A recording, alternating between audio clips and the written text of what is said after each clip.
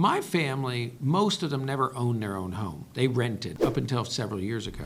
Yes, your mortgage payments can be higher, but the value of the property still will go up regardless how much you put down or what amount of loan you owe on it or how much you owe on it. I got a $500 check at closing because that's the deposit I had to put down when I started the process. After 5 years, I did decide to liquidate all 3 properties. And maybe that was a mistake. Hey there. It's Sean Kaplan again with Cross Country Mortgage. I've been very fortunate to do mortgage loans for over 2 decades. And I've helped over 10,000 clients with homeownership here in Tennessee and across the United States. There's a lot of scenarios that I've seen from the past, current, and moving into the future.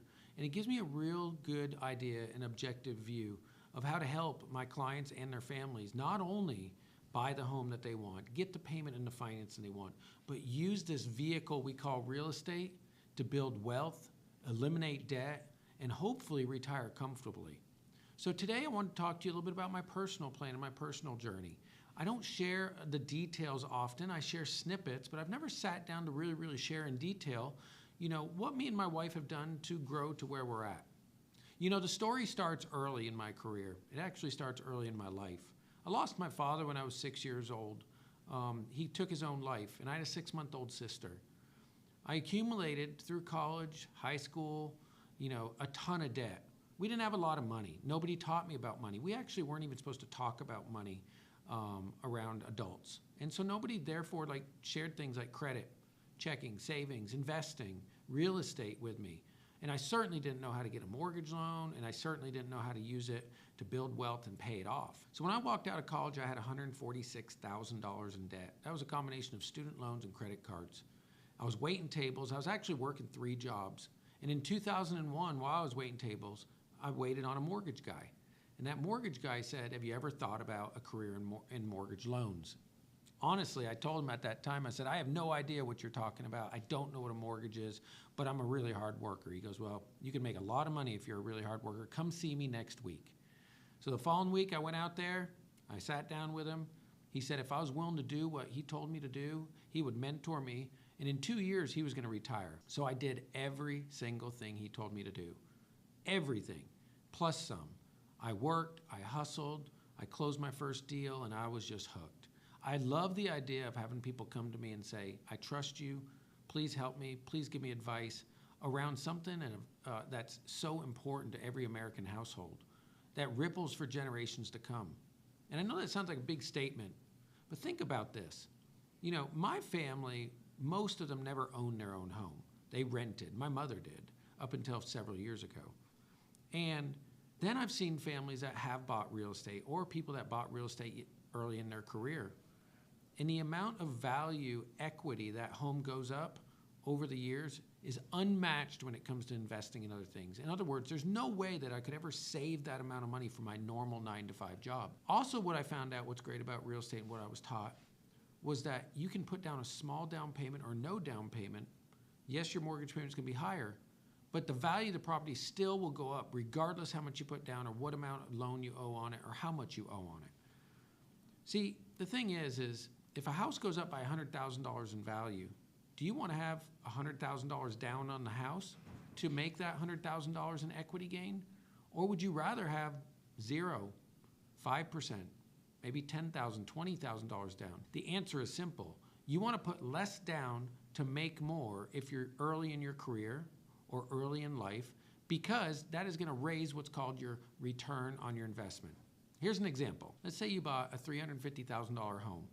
And on a $350,000 home, you had one person who inherited $350,000, and they're going to buy the house cash. Then you have another individual that he put a small, maybe 5% down payment down on $350,000. So you're looking at about $17,500. Both properties would go up the same amount if all things were equal. Same location, same size, same duplicate house. So let's say both houses go up $100,000 in value. Well, the gentleman that paid $350,000 to make $100,000 that it went up in value, you would divide those two, and that would give you your return on investment. The other gentleman, he ended up buying the home and only putting $17,500 down, but the house still went up the same $100,000. So if you do the quick math, if I took and I said, I gave you $17,500 to make $100,000, then your return on your investment would be 175%. Let's say it took 5 years for it to do that. Divide by 5. Your annual return on investment would be 35%. Now let's talk about the gentleman who put $350,000 in to make $100,000. Same house, same went up in value, just the difference is he paid all cash for his house. His return on investment is now 35%. And if I divide that by 5 years, he only made 7% annual return on investment, or AROI. So the question is, do you want to make $100,000 with less money and make a 35% annual return? Do you want to pay cash for the property? Yeah, sure, you don't have a mortgage, but you ended up getting a 7% return because you had to put so much money up. Once I learned this, and once I learned how the affluent use home mortgages to safely and conservatively build equity, I was hooked. So my very first year, I bought my first house, 2001. Bought it for $115,000. I ended up putting zero down. At that time, you could do something called a Meridream. Seller paid all closing costs. It was actually a builder. And I got to the closing table, and I not only brought zero to the table, I got a $500 check at closing because that's the deposit I had to put down when I started the process. So I bought a $115,000 house without a single dime out of my pocket, which still can be done to these days in some cases. That house went from $115,000 to $155,000. After 1 year, I decided to move out of it. My next house, I did a small down payment on. I bought it at $135,000. And I did a very, very small, like 3% down payment on it. I lived in that house for another year. And after one more year, I bought my third property and did the same thing, rinse and repeat. You see, if you want to move out of a property and you want to keep it, if you're able to secure a renter and provide a mortgage lender with a lease, in most cases, that lease will override what that mortgage payment is. So all you're going to have to qualify for is the new property. And you can do that as many times as you would like. So once I figured that out, and this is the other thing I realized, these houses, now I had 3, they were all going up in value.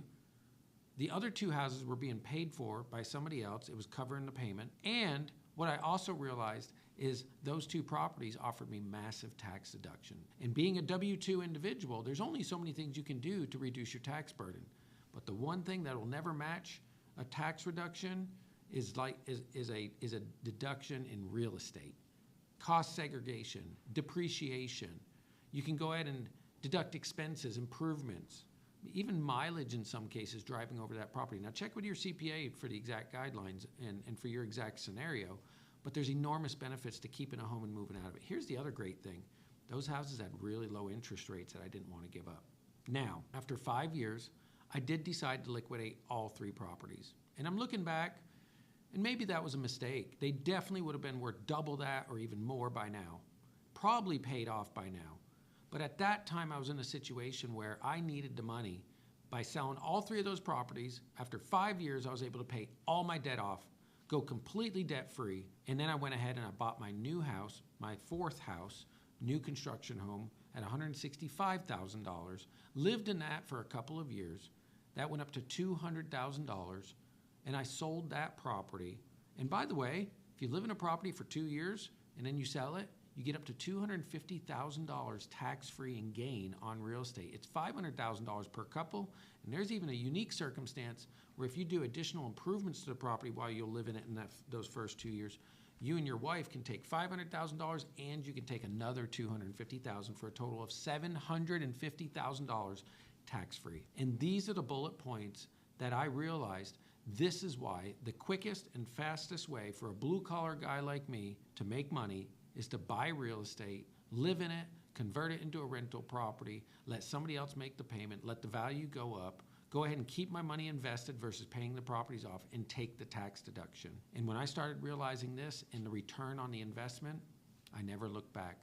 I've multiplied that multiple times since then. At the age of 39, I was very fortunate to use real estate to become a cash millionaire. And now I'm 46 years old and I've doubled and tripled that.